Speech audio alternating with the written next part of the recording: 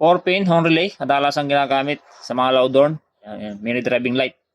Yan, sa mga hindi pa nakakalam ng diagram nito. Okay, so meron yung marking yan. 4-pin 4-pin.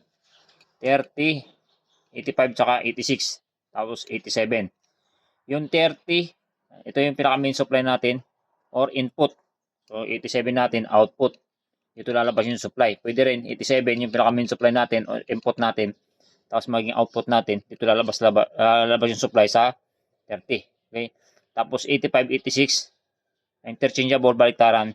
Pwedeng positive supply, pwedeng negative supply, or interchangeable baliktaran. So, trigger lang naman to, itong 86 saka 85. So, pag napasukan to ng 85, napasukan ng positive saka negative, itong 86 saka 85, coil kasi yan, coil. Yung kabilaan dulo ng coil na yun, ito yan, 85 saka 86.